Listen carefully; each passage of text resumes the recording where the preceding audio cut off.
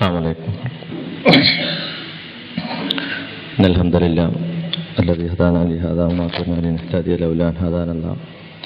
الصلاة والسلام على من كان خلق القرآن وعلى آله وصحبه الفائزين برضا الله. ബഹുമാനരായ പണ്ഡിതന്മാരെ, രക്ഷിതാക്കളെ, സഹോദരങ്ങളെ, നമ്മുടെ ഈ മഹത്തായ സംഗമത്തിൻ്റെ ഉദ്ദേശ ലക്ഷ്യങ്ങൾ ഇവിടെ സൂചിപ്പിക്കപ്പെട്ടു. കേരള നദ്വത്തുൽ മുജാഹിദീൻ നടത്തി വരുന്ന ആദർശ ക്യാമ്പയിൻ്റെ ഭാഗമായി സംഘടിപ്പിക്കുന്ന ഈ പരിപാടി ഇസ്ലാഹി പ്രസ്ഥാനത്തിൻ്റെ ആദർശ വ്യതിരിക്തതയാണ് നമ്മൾ വിശദീകരിക്കാൻ ഉദ്ദേശിക്കുന്നത്. ഇവിടെ സൂചിപ്പിച്ചതുപോലെ നമ്മൾ തീർച്ചയായും അറിഞ്ഞിരിക്കേണ്ട ചില കാര്യങ്ങൾ നിങ്ങളുമായി പങ്കുവെക്കാനാണ് ഉദ്ദേശിക്കുന്നത്. അത് ഒരു പക്ഷേ കേട്ട വിഷയങ്ങളിലൂടെ, നമ്മൾ മുമ്പ് ചർച്ച ചെയ്ത വിഷയങ്ങളിലൂടെയൊക്കെ കടന്നു പോയിരിക്കാം. അതിൻ്റെ വിരസത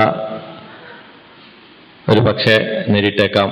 എന്നാലും നിർബന്ധമായും ഈ വർത്തമാന സാഹചര്യത്തിൽ നമ്മൾ അറിഞ്ഞിരിക്കേണ്ട കുറേ കാര്യങ്ങളിലേക്ക് നിങ്ങളുടെ ശ്രദ്ധ ക്ഷണിക്കുകയാണ് ഈ പരിപാടിയിലൂടെ ഉദ്ദേശിക്കുന്നത്. തീർച്ചയായും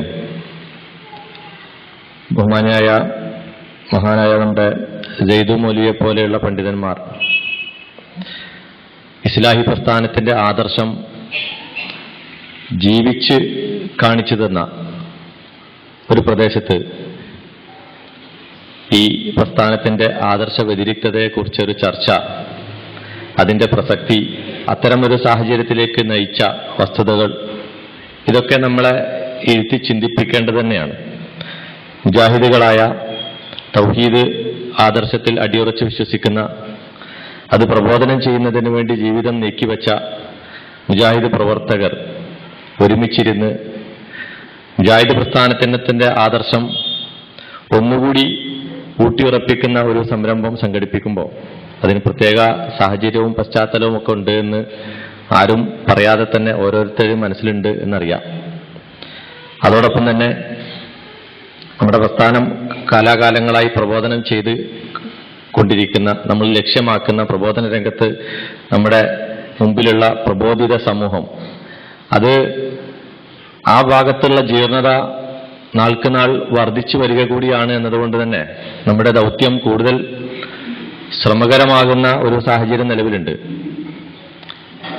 സമുദായത്തിനകത്തും പുറത്തും ഈ മത സന്ദേശങ്ങളെ തെറ്റിദ്ധരിപ്പിക്കപ്പെടുകയും ഇതിന് വിരുദ്ധമായ രീതിയിൽ ഈ മതത്തിന്റെ അനുയായികൾ എന്ന് പറയുന്നവർ തന്നെ പോവുകയും ചെയ്യുന്ന ഒരു സാഹചര്യം ഇന്നും വളരെ അപകടകരമായ രീതിയിൽ നിലനിൽക്കുകയാണ്.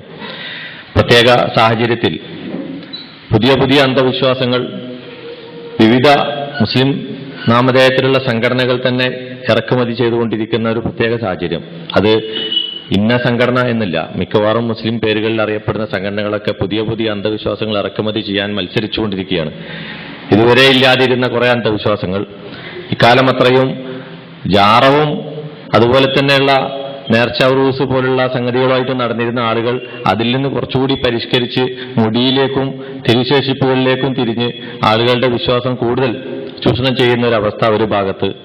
അതേസമയം ഈ പ്രസ്ഥാനത്തിന്റെ തന്നെ മേൽവിലാസം ഉപയോഗിച്ചുകൊണ്ട് ഈ പ്രസ്ഥാനം ഏതൊരു ആദർശത്തിന് വേണ്ടിയാണോ ഇക്കാലം അത്രയും പൊരുതിയത്, ആ ആദർശത്തിനെതിരിലുള്ള നീക്കങ്ങളുമായി ഒരു വിഭാഗം, ഇങ്ങനെ പല ഭാഗങ്ങളിൽ നിന്ന് ഭീഷണി നേരിട്ടുകൊണ്ടിരിക്കുന്ന ഒരു പ്രത്യേക സാഹചര്യത്തിൽ കഴിഞ്ഞ 10 വർഷത്തിനിടക്ക് ഇസ്ലാഹി കേരളത്തിലുണ്ടായിട്ടുള്ള ചില പരിണാമങ്ങൾ നിങ്ങളുടെ ഓർമ്മയിലൂടെ ഒന്നെടുത്ത് ഒരു സഞ്ചാരം നടത്താനാണ് ഉദ്ദേശിക്കുന്നത്. പലതും നമ്മൾ മുമ്പ് ചർച്ച ചെയ്തതാണ്. എന്നാലും ഒരു പുതിയ സാഹചര്യം നിലനിൽക്കുന്നുണ്ട് എന്ന് ആമുഖമായി പറയട്ടെ. തൗഹീദ് പ്രസ്ഥാനത്തിൽ നിന്ന് ഭിന്നിപ്പുണ്ടാക്കുന്നതിന് വേണ്ടി രംഗത്തിറങ്ങിയ ആളുകൾ പ്രധാനമായും ഉന്നയിച്ചിരുന്നത് തൗഹീദ് രംഗത്ത് ഒരു വിഭാഗം പണ്ഡിതന്മാർക്കും ചില പ്രവർത്തകർക്കുമൊക്കെ വ്യതിയാനം സംഭവിച്ചിട്ടുണ്ട്, ആ ഭാഗത്തു നിന്ന് പിന്നാക്കം പോയിക്കൊണ്ടിരിക്കുകയാണ് എന്നൊരു കുപ്രചരണം നടത്തിയിരുന്നു. പക്ഷേ ഇന്ന് നമ്മൾ എത്തി നിൽക്കുന്നത് ഒരു പക്ഷേ പലരും അത്ര തന്നെ ഗൗരവത്തിൽ ഉൾക്കൊണ്ടിട്ടുണ്ടായിരിക്കില്ല എന്നാണ് തോന്നുന്നത്. ഇന്ന് എത്തി നിൽക്കുന്നത് കൃത്യമായ ശിർക്കിലേക്ക് തൗഹീദ് പ്രസ്ഥാനത്തിന്റെ മേൽവിലാസം ഉപയോഗിച്ചുകൊണ്ട് ആളുകളെ നയിച്ചു കൊണ്ടുപോകുന്ന ഒരു വളരെ അപകടകരമായ ഒരു സാഹചര്യം നിലനിൽക്കുന്നുണ്ട്. ഇത് ഒരു ശത്രുതയുടെ പേരിലോ സംഘടനാ ഗ്രൂപ്പിസത്തിന്റെ പേരിലോ അത്തരത്തിലുള്ള യാതൊരു പക്ഷപാതിത്വത്തിന്റെ പേരിലും പറയുന്നതല്ല എന്ന് ബോധ്യപ്പെടുത്തുന്നതിന് വേണ്ടിയാണ് ഈ പരിപാടി അവസാനം വരെ നിങ്ങൾ കേൾക്കണം എന്ന് നേരത്തെ സൂചിപ്പിച്ചത്.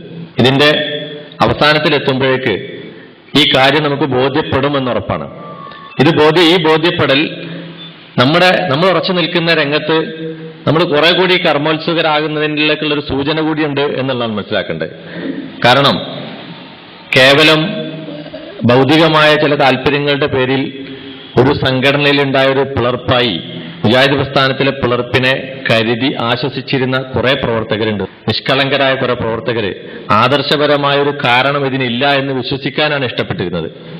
അതുകൊണ്ട് തന്നെ ഈ കുറെ ആളുകളോടൊക്കെയുള്ള സമീപനത്തിലും ഇങ്ങോട്ടെത്ര ദ്രോഹിച്ചാലും ഇങ്ങോട്ടെത്ര ആക്രമിച്ചപ്പോഴൊക്കെ വളരെ സൗഹാർദ്ദത്തിലും സഹിഷ്ണുതയിലും നമ്മൾ നിന്നതും ഈ ആദർശത്തിന്റെ സംരക്ഷണത്തിന് വേണ്ടിയായിരുന്നു.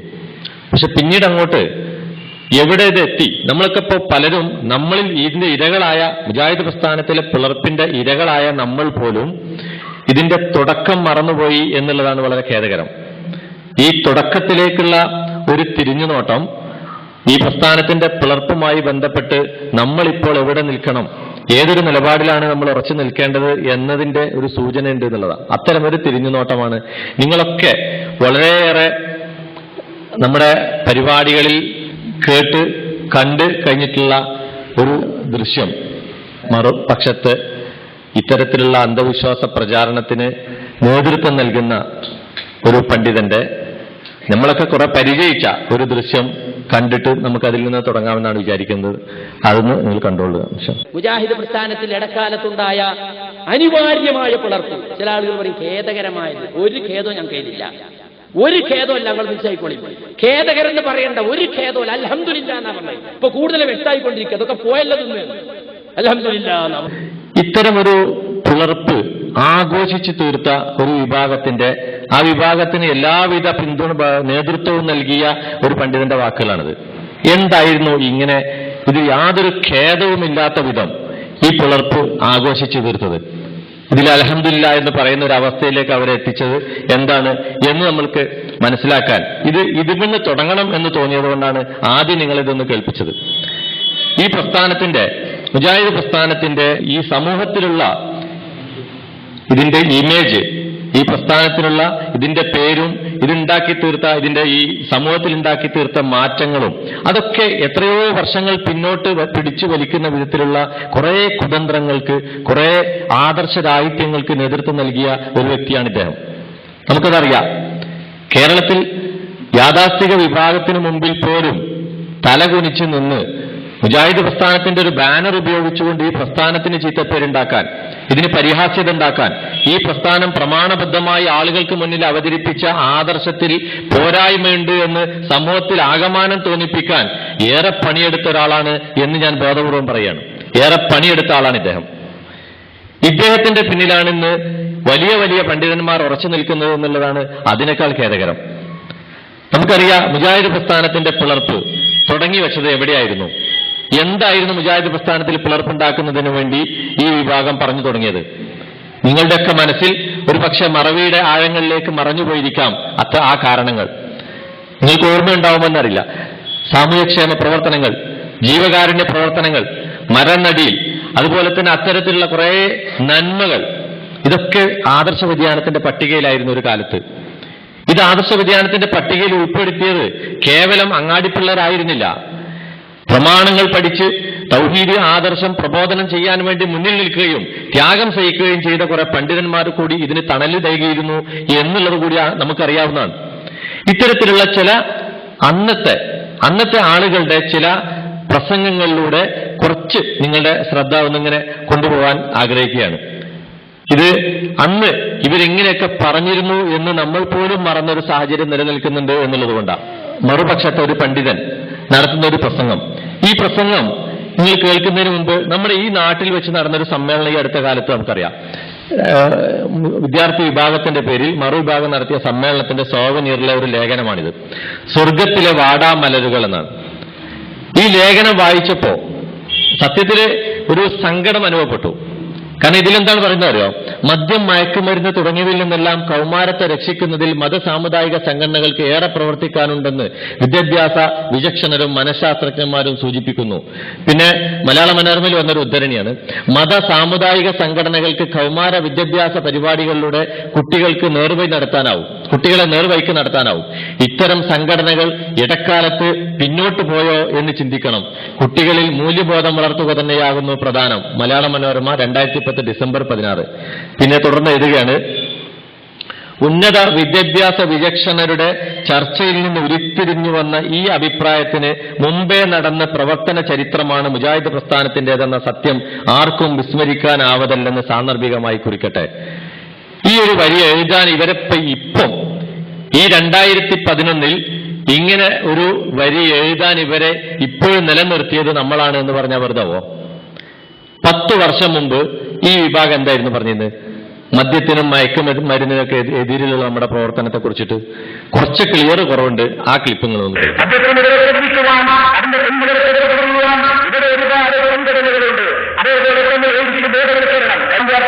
എന്റെ കുടുംബത്തെ മാറ്റുകയും അവിടെ വിദ്യാർത്ഥികളും എന്നുള്ള പ്രവാചകൻ പറഞ്ഞത്. ഒരു വിജയം കഴിഞ്ഞുകൊണ്ട് എന്ന് പറയുന്നത് അതാണ് മൂലമെന്ന് പ്രവാചകൻ മരണങ്ങളെ കുറിച്ച് പറഞ്ഞിട്ടില്ല. ഏഴ്സിനെ കുറിച്ച് പറഞ്ഞിട്ടില്ല.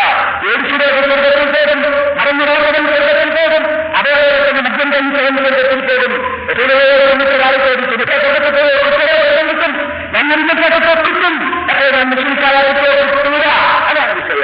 അത് മുജാഹിദ് ബാലുശ്ശേരിയുടെ ഒരു പ്രസംഗമാണ് ആ കാലത്തെ.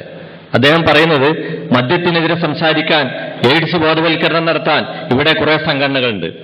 ഈയച്ചേരി കുഞ്ഞികൃഷ്ണൻ മാഷ പോലുള്ള ആളുകൾ വിവിധ സംഘടനകൾ വെച്ചിട്ട് മദ്യവിരുദ്ധ പ്രവർത്തനം നടത്തുന്നുണ്ട്.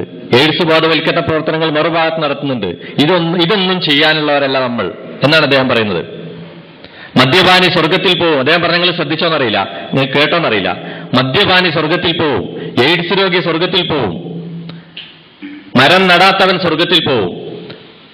പക്ഷേ എന്റെ മതത്തിൽ വരുന്ന പുതിയ കാര്യങ്ങളെ നീക്കം ചെയ്യുന്ന കാര്യത്തിലാണ് നിങ്ങൾ ശ്രദ്ധ ചെലുത്തേണ്ടത്. അവർക്കാണ് മംഗളമെന്ന് റസൂല് പറഞ്ഞത്. മരം നടാത്തവനെ കുറിച്ച് പറഞ്ഞിട്ട്, മരം നടുന്നവനെ കുറിച്ച് പറഞ്ഞിട്ടില്ല. മദ്യവിരുദ്ധ ബോധവൽക്കരണം നടത്താൻ കുറിച്ച് പറഞ്ഞിട്ടില്ല എന്നാ. ഇങ്ങനെ ഒരു പ്രസംഗം ഈ കാലത്ത് നടത്താൻ ഇവർക്ക് ധൈര്യം ഉണ്ടാവും? ആ കാലത്ത് ഇത്തരത്തിലുള്ള കുറെ പ്രസംഗങ്ങൾ നടന്നു. ഒരു മുജാഹിദ് ബാലുശ്ശേരിയുടെ ഈ പ്രസംഗം കേവലം ഒരു മുജാഹിദ് ബാലുശ്ശേരി എന്ന് പറഞ്ഞ് നമുക്ക് തള്ളാം. നിങ്ങൾ കേൾക്കൂ, ബഹുമാനായ നമ്മുടെ ജനറൽ സെക്രട്ടറി ആയിരുന്ന AP അബ്ദുൽ ഖാദർ മൗലവി ആ കാലത്ത് മരം നടീലിനെ കുറിച്ച് നടത്തിയൊരു സംഭാഷണം. സുന്നത്തായ എന്തെല്ലാം കാര്യമുണ്ട്. തൊക്കിലെ മുടി വലിയൊരു സുന്നത്താണ്. അത് വിചാരിച്ചിട്ട് അതിനൊരു പരിപാടിയായിട്ട് നടത്തരാ. 25 ആളുകൾ നിശ്ചയിച്ച് മറ്റവന്റെ തൊക്ക് വലിപ്പിച്ചു കൊടുക്കല. മരം വെക്കല് മോശമാണ്, പാപമാണ് എന്ന് നമ്മൾ പറഞ്ഞില്ല. കുഴിയിട്ടു സുന്നത്ത് തന്നെയല്ലേ? കുഴിയിട്ടു എന്നാ നമ്മൾ 1000 സ്ഥലത്ത് തൊക്ക് വടിക്കൽ വർജിതകൾ ഉണ്ടാക്കണം. മരം നടല് തൊഴിൽ അവഗണിച്ചിട്ടില്ലെങ്കിലും അത് ഇന്നൊരു സാമൂഹ്യ പ്രശ്നമല്ല. പറയുന്നത് മരം നടിയിലൊരു സാമൂഹ്യ പ്രശ്നമല്ല, മരം നടിയിൽ സുന്നത്താണ്. അതുപോലെ സുന്നത്തുള്ളൊരു കാര്യമാണ് തൊക്കിലെ മുടി വടിക്കൽ. അദ്ദേഹത്തിന്റെ ഭാഷയാണ് ഞാൻ പറയുന്നത്, തൊക്കിലെ മുടി വടിക്കൽ. എന്നാൽ ഞങ്ങൾ 25 ആളുകൾ വീതം കൊണ്ടിട്ട് അങ്ങാടിയിൽ വേണ്ടിയിട്ട് ആ പണി ചെയ്തോളി എന്നാണ് മരം നടിയിലിനെ കുറിച്ചിട്ട് ബഹുമാനായ ജനറൽ സെക്രട്ടറി പറഞ്ഞത്. അന്ന് പറഞ്ഞ ഇതൊക്കെ നമ്മുടെ മനസ്സിൽ അന്നുണ്ടായിരുന്നു. പക്ഷെ പിൽക്കാലത്ത് ആളുകൾ ഇത് മറന്നു. ഈ മറക്കാനുള്ള പണി മറുഭാഗത്ത് എടുത്തിട്ടുണ്ട് എന്നുള്ളതാണ്. ആ ആളുകൾ മറന്നു എന്നുള്ളതാണ്. പിന്നീട് സാക്ഷാൽ സക്കരിയ സലായി അദ്ദേഹം പറഞ്ഞ പല കാര്യങ്ങളും നമ്മുടെ മനസ്സിലുണ്ടായിരിക്കണം. മരം നടണോ എന്ന് ചോദിച്ചൊരു പ്രവാചകൻ വന്നിട്ടില്ല, മരുന്ന് വേണോ എന്ന് ചോദിച്ചൊരു പ്രവാചകൻ വന്നിട്ടില്ല എന്നൊക്കെ പറഞ്ഞ് മരം നടീലിനെയും മരുന്ന് വിതരണത്തെയൊക്കെ പരിഹസിച്ചിരുന്ന അദ്ദേഹം സമാനമായൊരു പ്രസംഗം അന്ന് നടത്തിയതിന്റെ ഒരു ക്ലിപ്പ്. റസൂലുള്ള ഒരു ചങ്ങാടി പോയപ്പോ ഒരു വൃദ്ധ അങ്ങനെ ഏറ്റി ഞെരിഞ്ഞു വരുന്നുണ്ട്. അപ്പോ ആ കെട്ട് വാങ്ങിയിട്ട് വീട്ടിൽ കൊണ്ടേ കൊടുത്തപ്പോൾ അമ്മ വൃദ്ധ ചോദിച്ച്, മോനെ നിനക്കൊരു ഉപദേശം തരാനുണ്ട്, ഇവിടെ മുഹമ്മദ് എന്ന് പറഞ്ഞ ഇഷ്ടണ്ട്, അവന്റെ ഷെറിൽ വെച്ച് പെടരുത് കേട്ടോ. ഉമ്മ, ഞാൻ തന്നെയാണ് ആ മുഹമ്മദ്. ഉടനെ ആ സ്ത്രീ മുസ്ലിമായി. കണ്ടോ, ദൈവത്തിന്റെ പാലം, ഇങ്ങനത്തെ പാലങ്ങൾ വേണം നമുക്ക് ദൈവത്തിന്. ഇത് ചക്ക വീണപ്പോ മുയല് കിട്ടിയറിഞ്ഞ മാതിരിയുടെ ഒരു വർത്താനാണ്. റസൂലിന്റെ അങ്ങനെ നേരം വെളുത്ത മാർക്കറ്റിൽ പോയി ഇങ്ങനെ നിൽക്കുക, ആർക്കൊക്കെ ചുമടെടുക്കാൻ പ്രയാസം. അങ്ങനെ ചുമടൊക്കെ അവിടെ കൊണ്ടുവച്ചെടുത്തിട്ട് കുറച്ച് തൗഹീദ് തരണ്ടായിരുന്നു. ഇങ്ങനെയുണ്ടോ? യാദൃച്ഛികമായല്ല അങ്ങനെ സംഭവിച്ചതാ. യാദൃച്ഛികമായ ഒരു പെണ്ണിന്റെ ചുമട് എടുക്കേണ്ടി വന്നതാ. എന്നാ ശരി, ആ യാദൃച്ഛികതയ്ക്ക് സാമൂഹ്യക്ഷേമ പ്രവർത്തനങ്ങൾ നടത്തുമ്പോൾ അതിന് പ്രവാചകൻ ഒരു സ്ത്രീയുടെ വിറക് ചുമടേറ്റിയതിന്റെ ഉദാഹരണം പറഞ്ഞ സമയത്ത് അതിന് പറഞ്ഞ മറുപടിയാ, നബി അങ്ങാടി ചെന്നിട്ട് ആർക്കെങ്കിലും ചുമടെടുക്കാണ്ടോ എന്ന് ചോദിച്ച് നിന്നിട്ടില്ല എന്ന് പറഞ്ഞിട്ട് നബിയെ പരിഹസിക്കുന്ന വിധത്തിലുള്ള ഇത്തരത്തിലുള്ള നിരവധി ക്ലിപ്പുകൾ. പ്രവാചകന്മാർ ആദ്യം വന്നിട്ട് സാമൂഹ്യ പ്രവർത്തനങ്ങളല്ല ചെയ്തത്.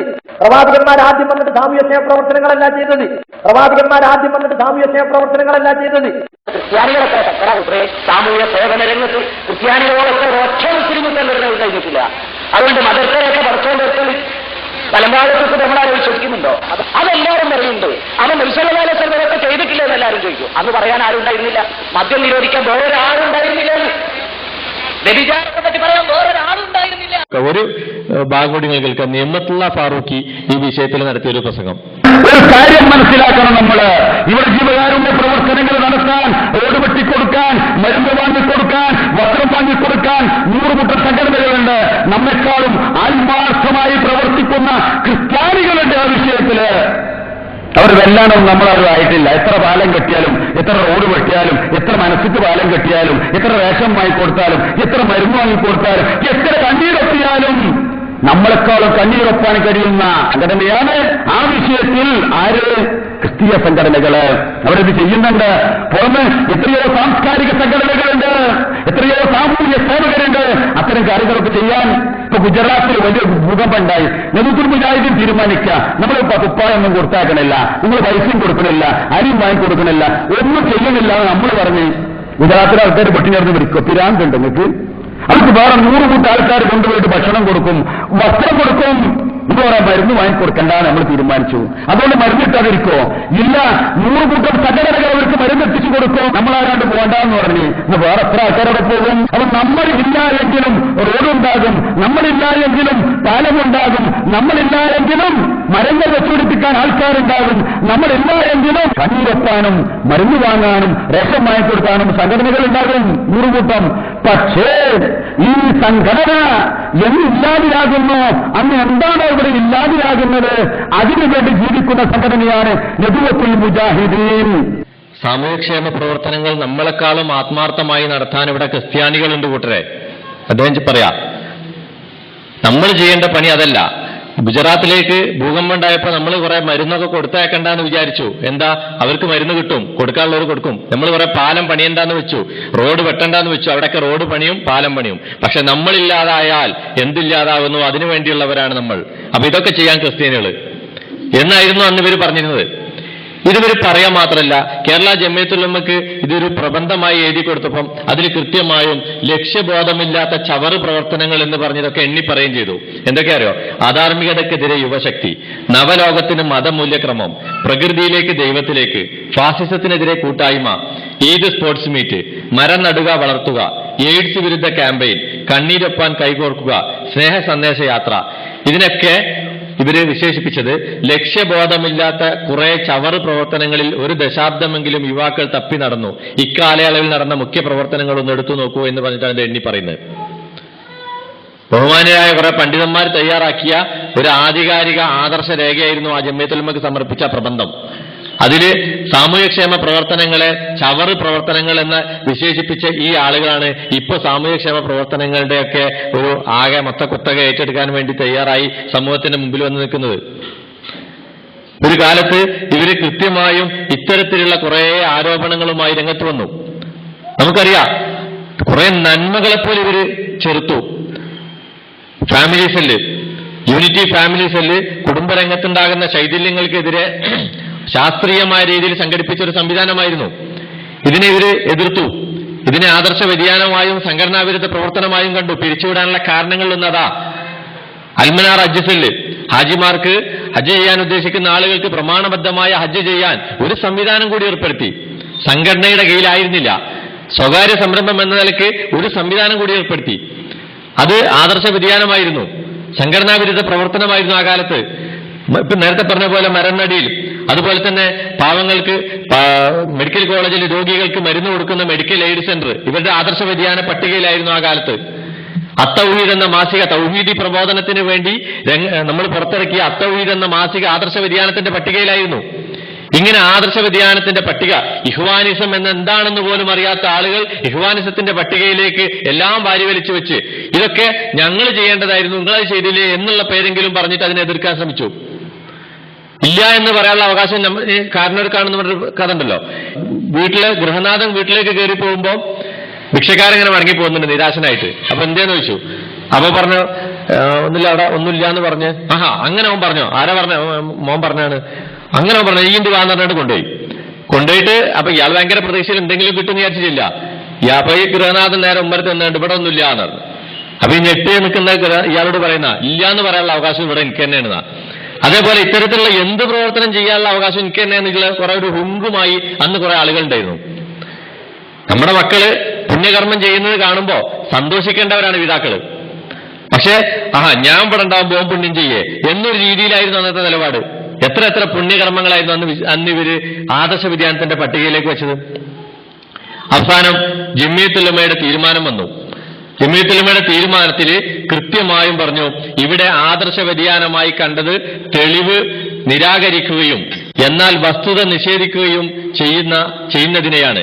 പ്രബന്ധങ്ങളിൽ ഉന്നയിക്കപ്പെട്ടിരിക്കുന്ന ചില വിഷയങ്ങളിലുള്ള വ്യത്യസ്തമായ അഭിപ്രായങ്ങൾ വ്യതിയാനമായി പരിഗണിക്കപ്പെടേണ്ടവയല്ല. കേരള ജമിയത്തുൽ ഉലമ ഏറ്റവും ഒടുവിലെടുത്ത തീരുമാനം അത്. അന്ന് അവിഭക്ത കേരള ജമിയത്തുൽ ഉലമ പ്രബന്ധങ്ങളിൽ ഉന്നയിക്കപ്പെട്ടിരിക്കുന്ന ചില വിഷയങ്ങളിലുള്ള വ്യത്യസ്ത അഭിപ്രായങ്ങൾ വ്യതിയാനമായി പരിഗണിക്കപ്പെടേണ്ടവയല്ല. അവ അബദ്ധങ്ങളോ ഗവേഷണാത്മകമായ വീക്ഷണ വ്യത്യാസങ്ങളോ അറിവുകളോ തിരുത്തപ്പെട്ടുപോയ അഭിപ്രായങ്ങളോ സന്ദർഭത്തിൽ നിന്ന് അടർത്തിയെടുക്കപ്പെട്ടവയോ ആണ്. വളരെ കൃത്യമായും അങ്ങനെ പറഞ്ഞു. ഇത് കേരള ജമിയത്തുൽ ഉലമ ഇങ്ങനെ പറഞ്ഞു, ശരിയാണ്, നമുക്കത് സമ്മതിക്കാം, നമ്മളൊക്കെ അന്നത് വായിച്ചിട്ടുണ്ട്. പക്ഷെ അന്ന് ഈ പ്രബന്ധം തയ്യാറാക്കാൻ മുന്നിൽ നിന്നിരുന്ന, ഈ ആരോപണങ്ങൾ ഉണ്ടാക്കാൻ മുന്നിൽ നിന്നിരുന്ന, അതിനുവേണ്ടി ജീവിതം ഒഴിഞ്ഞുവെച്ച ഒരു വ്യക്തി ഉണ്ടായിരുന്നു. ഇന്ന് അദ്ദേഹം ആ രംഗത്തില്ല. ഇന്ന് അദ്ദേഹം കാട് കയറിപ്പോയി. അങ്ങനെ ഒരു വ്യക്തി നമുക്കറിയാലോ. ഈ ആരോപണങ്ങൾക്കൊക്കെ ചുക്കാൻ പിടിച്ചുകൊണ്ട് ഗവേഷണത്തിനുള്ള എല്ലാവിധ ഊർജങ്ങളും മുജാഹിദുകൾക്കെതിരിൽ തിരിച്ചുവിടാൻ ജീവിതം ഒഴിഞ്ഞുവെച്ച ഒരാളായിരുന്നു അന്ന് ജുബൈർ മങ്കട എന്ന നമുക്കൊക്കെ അറിയാവുന്ന നമ്മുടെ പഴയകാല പണ്ഡിതൻ. അദ്ദേഹം ഇന്ന് ഈമാന്റെ വഴിയിലാണെന്ന് അവകാശപ്പെട്ടുകൊണ്ട് കാട് കയറിപ്പോയിട്ടുണ്ട്. കുറെ ആളുകൾ ആ വഴിക്ക് തിരിച്ചു കൊണ്ടുപോയി. അതുമായി ബന്ധപ്പെട്ട് നമുക്ക് പറയാം. പക്ഷെ അദ്ദേഹം ഈ വിഷയത്തിൽ നടത്തിയ ഒരു വെളിപ്പെടുത്തൽ നമുക്കൊന്ന് കേൾക്കാം. എന്താണെന്ന് ഈ ആദർശ വ്യതിയാനത്തിന്റെ വിഷയത്തിൽ ഉണ്ടായിരുന്നതെന്ന്. കേന്നമിലുണ്ടായ അഭിപ്രായ വ്യത്യാസങ്ങൾ ISM കേന്നം എന്നല്ല, കേന്നമും തമ്മിൽ, ISM തമ്മിലാണ്. കാരണം ആശയപരമായ അഭിപ്രായ വ്യത്യാസങ്ങൾക്ക് കാരണമായി തീർന്നിട്ടുള്ള വിഷയങ്ങൾ അഭിപ്രായ വ്യത്യാസം ഉണ്ടാകുന്നതിന് മുമ്പ് ഒരുമിച്ചിരുന്ന് അവർ ചെയ്തതും പ്രസംഗിച്ചതും എഴുതിയതും പ്രചരിപ്പിച്ചതുമായ കാര്യങ്ങളാണ്. അതിനാൽ തന്നെ ഈ ചേരിതിരിവ് കേന്നമിനകത്ത് തന്നെയും ISMനകത്ത് തന്നെയും MSMനകത്ത് തന്നെയും അതിൻ്റെ എല്ലാ വിഭാഗങ്ങളിലും ഒരുപോലെയുള്ളതാണ്.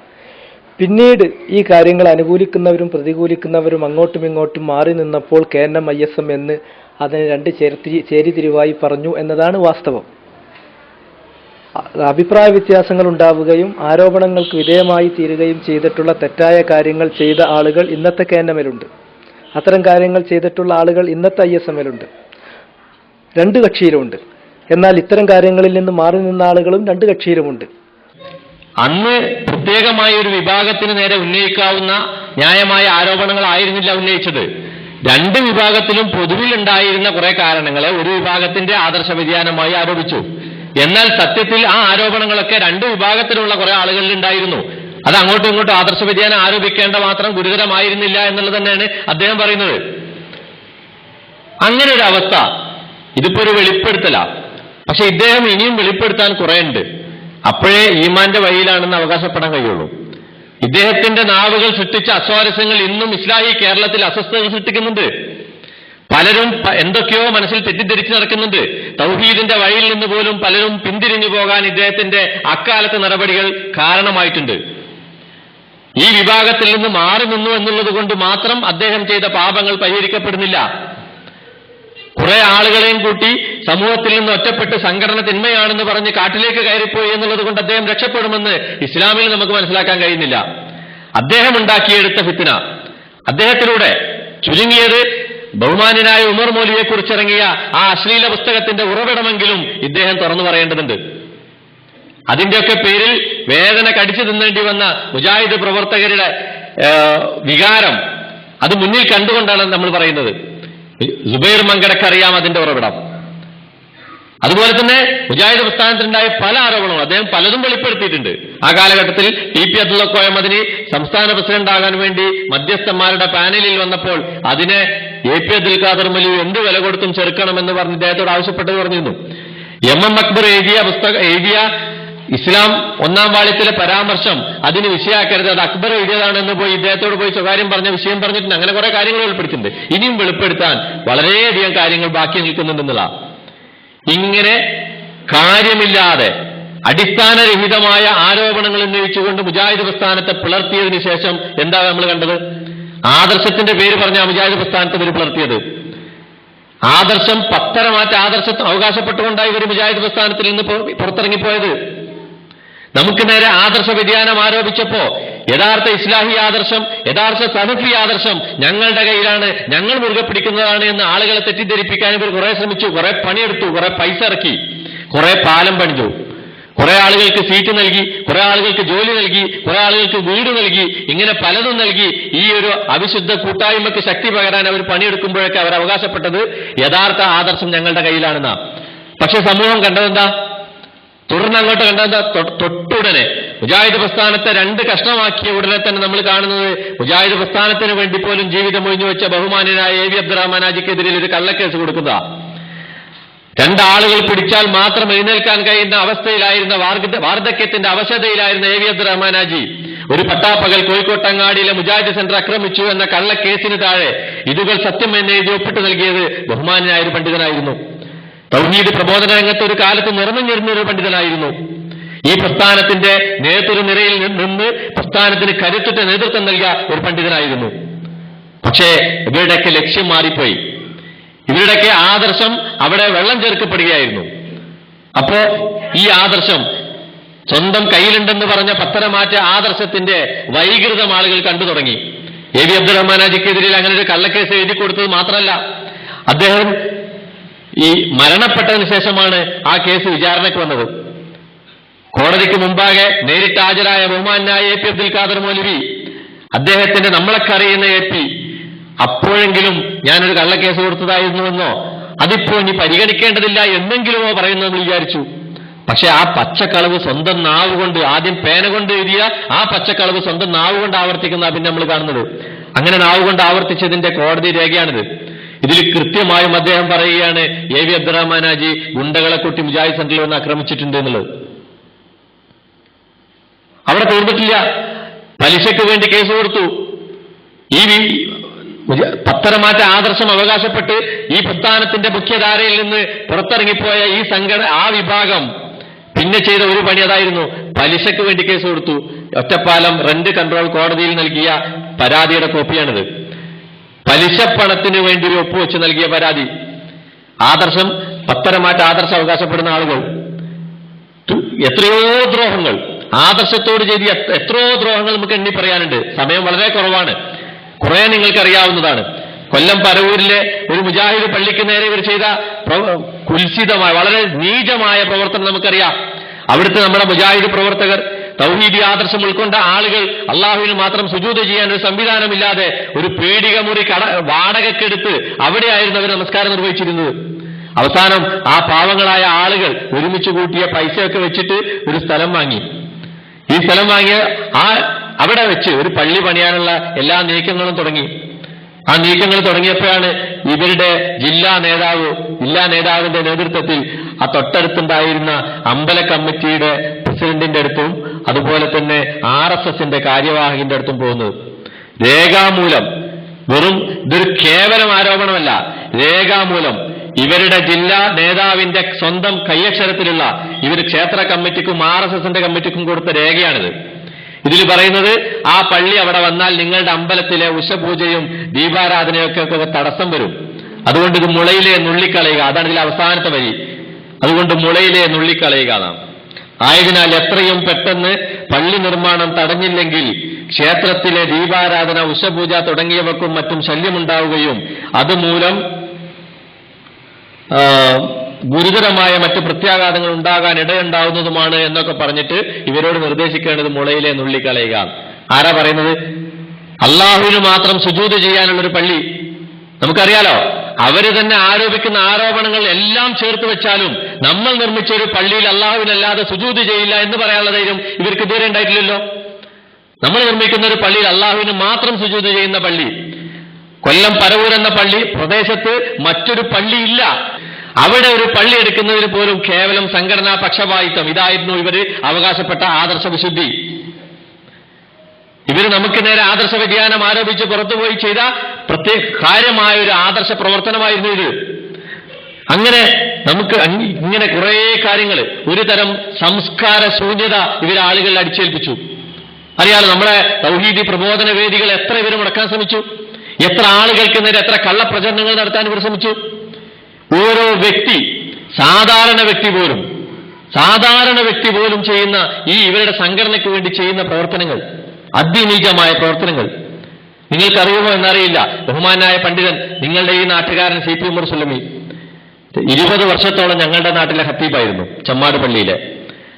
അദ്ദേഹത്തിന്റെ തൗഹീദി പ്രസംഗങ്ങൾ, തൗഹീദി ഖുതുബകൾ കേട്ടിട്ട് അവിടുന്ന് അങ്ങോട്ട് 5ഓ 6ഓ മഹല്ലുകളാണ് ചമ്മാടിന് അനുബന്ധമായി ഉണ്ടായത്. ആരും നിഷേധിക്കില്ല ആ വസ്തുത. അദ്ദേഹം 20 വർഷക്കാലം തൗഹീദ് പറഞ്ഞ ആ മിമ്പറിൽ വെച്ച് പിന്നീടുണ്ടായത് ഇൻഷാ അല്ലാഹ് നമുക്ക് കേൾക്കാം. നമുക്കറിയാം, ഈ തൗഹീദിന് നേർവിപരീതമായ കാര്യങ്ങൾ ആ മിമ്പറിൽ പിന്നെ വർഷങ്ങളോളം പറയുകയുണ്ടായി. അന്ന് മുജാഹിദ് പ്രസ്ഥാനം CP ഉമർ സുല്ലമി ഖുത്ബ പറഞ്ഞിരുന്ന കാലത്ത് ആ തൗഹീദി പ്രസ്ഥാനത്തിന് നേതൃത്വം നൽകിയിരുന്ന വ്യക്തി തന്നെ ഈ തൗഹീദിനെ അട്ടിമറിക്കാനുള്ള ഇത്തരം ഖത്തീബുമാർക്കും തണലേകിക്കൊണ്ടിരുന്നു എന്നുള്ളത് വളരെ വേദനിപ്പിച്ച സംഭവം. പറഞ്ഞു വന്നതല്ല, ഒരു ചെറിയ സംഭവം. പക്ഷെ അതിൽ ചില കാര്യങ്ങളുണ്ട്. ബഹുമാനായ CP ഉമർ സുല്ലമിയെ കുറിച്ച് ചമ്മാട് ഭാഗത്തൊരു പ്രധാനി, ഇവരുടെ ഭാഗത്തൊരു പ്രധാനി ഇടയ്ക്കിടയ്ക്ക് വളരെ അതിനീചമായി മോശമായ ഭാഷയിലാണ് സംസാരിക്കാറുള്ളത്.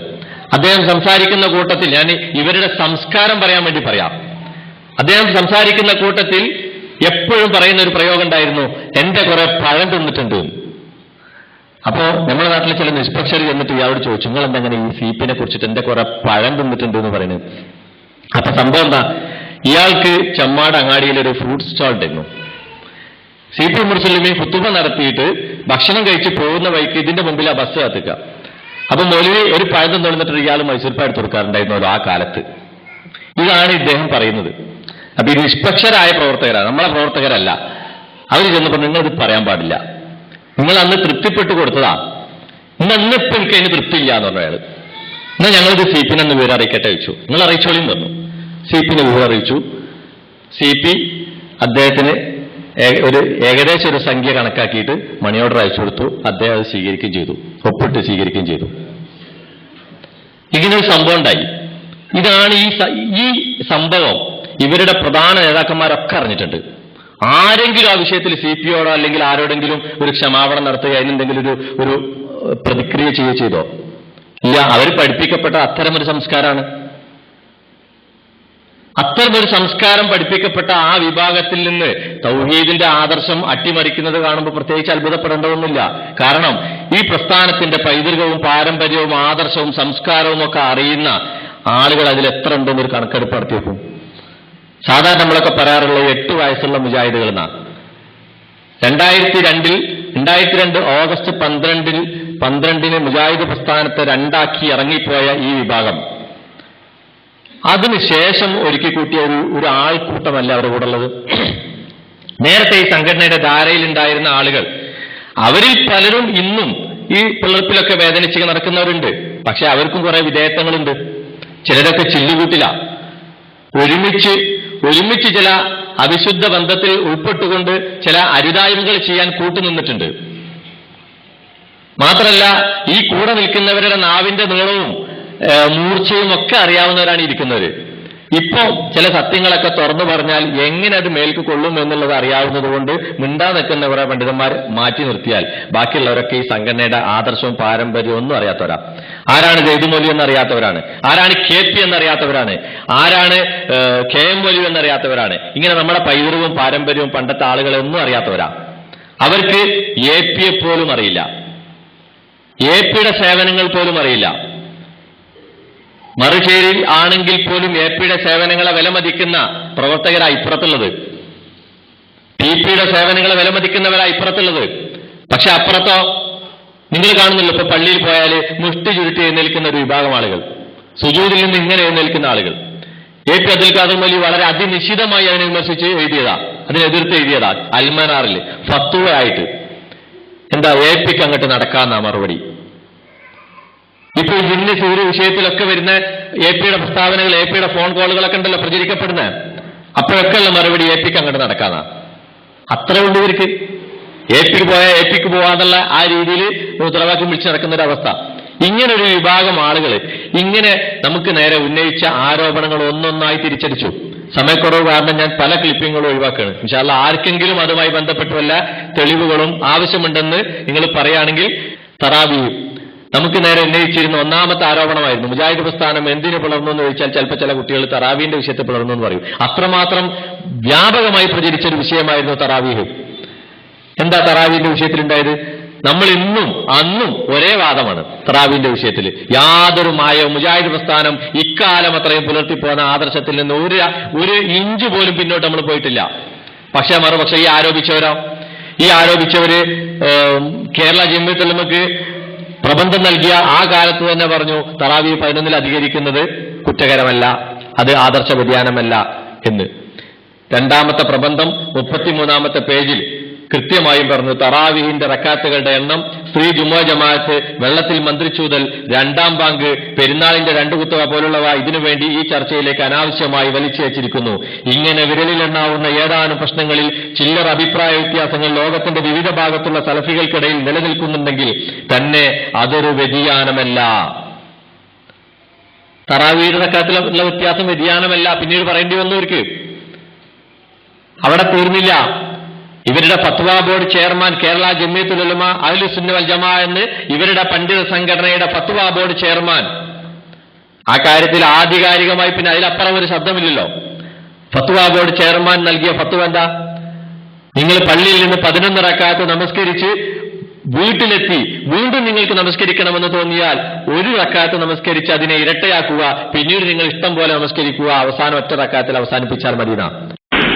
നമുക്ക് തോന്നാണ് കുറച്ചും കൂടി നിശ്ചയിക്കാം, കുറച്ചും കൂടി അവനോട് പ്രാർത്ഥിക്കാമെന്ന് തോന്നുകയാണെങ്കിൽ 11 കാര്യത്തിൽ ആ നിശ്ചയിച്ച് കഴിഞ്ഞല്ലോ, ഇനിയിപ്പോ പ്രാർത്ഥിക്കാനും പാടില്ലല്ലോ, തെറ്റാണല്ലോ എന്ന വിചാരം മുമ്പലാക്കാൻ.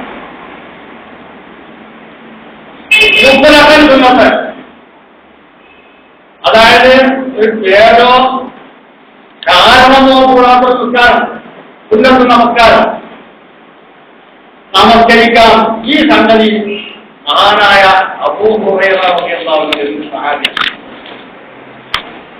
അദ്ദേഹത്തിനോട് വധു ചോദിച്ചു, ഇങ്ങനെ നമുക്ക് നമസ്കാരത്തിൽ വരുമല്ലോ, നിങ്ങൾ കാലഘട്ടത്തിലുള്ള മനുഷ്യന്മാർക്ക് ചിലപ്പോട്ടല്ല ചിലപ്പോൾ നിസ്കരിക്കണം തോന്നും. ഈ തറാവീഹിന്റെ അർത്ഥത്തിൽ വേണ്ട, തഹജ്ജുദിന്റെ പേരിൽ വേണ്ട, ഖിയാമുൽ ലൈലിന്റെ പേരിൽ വേണ്ട, നിങ്ങൾക്ക് 2 റക്അത്ത് അങ്ങനെ ചെയ്യുന്നതിൽ അപൂർവമാണെന്ന് പറയാം. നിങ്ങൾ 11 റക്അത്ത് നിസ്കരിച്ചല്ലോ, ഇവരാണല്ലോ അവസാനത്തെ നിസ്കാരം. ആ വിദ്യ 11 നിങ്ങൾ എന്ത് ചെയ്യണം? 1 റക്അത്ത് നിസ്കരിക്കണം. അപ്പൊ നേരത്തെ ഒറ്റ ഇരട്ടായി. പിന്നെ ഈ രണ്ട് റക്അത്ത് നമസ്കരിച്ചിട്ട് അവസാനം ഉറപ്പ്. അപ്പൊ 11 കൂടിയാണ്. 11 എന്ന് പറഞ്ഞാൽ നബി സല്ലല്ലാഹു അലൈഹി വസല്ലമയുടെ സ്വഹാബത്തിന്റെ ഖിയാമുൽ ലൈലാണ്, ഇസ്റാണ്, തഹജ്ജുദാണ്, തറാവീഹാണ്. 7 പറയുന്നു. തറാവീഹിന്റെ പേര് നടക്കണില്ല, തഹജ്ജുദിനുള്ള പേര് നടക്കണില്ല, ഖിയാമുൽ ലൈലിന്റെ പേര് നടക്കണില്ല. നമസ്കരിക്കുന്നില്ല. പക്ഷേ ഈ പറഞ്ഞ ഒരു സാഹചര്യം നമ്മൾ മനസ്സിലുണ്ടാവുകയാണെങ്കിൽ ഇന്ന് ഹറാമോ അല്ലെങ്കിൽ വിഗ്രഹത്തോ അതല്ലെങ്കിൽ കറാഹത്തോ ആകുന്നില്ല. സഹാബിയാണല്ലോ. ആ സഹാബി നബിന്റെ കാലത്ത് കൊടുത്ത മധുവയാണ്.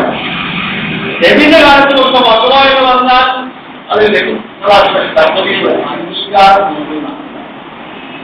അപ്പൊ അങ്ങനെ ഒരാള് ഇറങ്ങി കഴിഞ്ഞിട്ടുണ്ടായിരുന്നു ചെക്കാൻ നോക്കിയാലാണ് ഒരക്കാലത്ത് നമസ്കരിച്ചിട്ട് ക്യാൻസലാക്കണം. ഇന്ന് ഈനത്ത് നമസ്കരിച്ചിട്ട് ആ നമസ്കാരം മറ്റാക്കണം. ബഹുമാനായ എം അക്ബർ ഉദ്ഘാടനം ചെയ്ത തലശ്ശേരിയിലെ സറാറ ജുമാ മസ്ജിദിലെ തറാവി നമസ്കാരത്തെ കുറിച്ച് നമ്മൾ കേട്ടിട്ടുണ്ട്. തറാവി 23 റക്അത്ത് റമളാൻ മുഴുവൻ അവിടെ നമസ്കരിച്ചിട്ടും ആർക്കും ഒരു ആക്ഷേപം ഉണ്ടായില്ല. കാരണം എന്താ? അവരുടേതാണ്. ആ 30 ദിവസവും ആ റമളാനിലെ കാലയളവ് മുഴുവനും അവിടെ നടന്ന ഖുർആൻ ക്ലാസ് ഇവരുടെ മുജാഹിദ് സെന്റർ വഴിയും പോയ പണ്ഡിതന്മാരായിരുന്നു. എന്നിട്ട് പോലും അത് നിർത്തലാക്കാൻ അവർക്ക് തോന്നിയില്ല. ഇങ്ങനെയൊക്കെ ആരോപണം ഉന്നയിച്ച് ഇവിടെ ഭൂകമ്പമുണ്ടാക്കിയ ആൾക്കാരാണ് ഇവര്. കുനൂത്തിന്റെ വിഷയത്തിൽ നമുക്കറിയാം. കുനൂത്തിന്റെ പേരിൽ ഇല്ലാത്ത കുനൂത്ത് ഓതിയ ചരിത്രങ്ങൾ വരെ ഇവിടെ വിളമ്പിയവര്. തെളിയിക്കാൻ കഴിഞ്ഞില്ല. നമ്മൾ അന്നും ഇന്നും കുനൂത്തിന്റെ വിഷയത്തിൽ ഒരേ ആദർശം, ഒരു ഇഞ്ച് പോലും പിന്നോട്ട് പോന്നിട്ടില്ല. നമ്മളെക്കുറിച്ച് പുലർപ്പിന് മുമ്പോ പുലർപ്പിന് ശേഷമോ ഇന്ന സംഭവം, ഇതാ ഇന്ന പ്രസ്താവന, ഇന്ന പ്രമേയം എന്ന് പറഞ്ഞ് നമുക്ക് ആർക്കും ചൂണ്ടിക്കാണിക്കാൻ പറ്റിയിട്ടില്ല. പക്ഷെ മറുപക്ഷത്ത് ഇപ്പോഴാ റമളാനിൽ കുനൂത്ത് തുടങ്ങി, തറാവീഹിലെ വിത്തറിലെ കുനൂത്ത്, സുബ്ഹിക്ക് കുനൂത്ത് അത്ര വലിയ തെറ്റല്ലാത്തൊരവസ്ഥ വന്നു. നേരത്തെ സൂചിപ്പിച്ച ഫത്വാ ബോർഡ് ചെയർമാൻ, അവരുടെ ഫത്വാ ബോർഡ് ചെയർമാൻ ബഹുമാനായ ഐദി തങ്ങൾ ആ വിഷയത്തിൽ നടത്തിയ ഒരു ഫത്വ, അദ്ദേഹം പറഞ്ഞത് തറാവി കുനൂത്തിന്റെ വിഷയം അത്ര ഗൗരവമുള്ള വിഷയമല്ല. വേണമെങ്കിൽ ആ ക്ലിപ്പൊന്ന് കേൾക്കാൻ. കാരണത്തിന് വേണ്ടിയിട്ട് തെറ്റിപ്പോകാൻ എന്താ വഴിയുണ്ടായിരുന്നു? ബഹുമാനപ്പെട്ട മാലിക്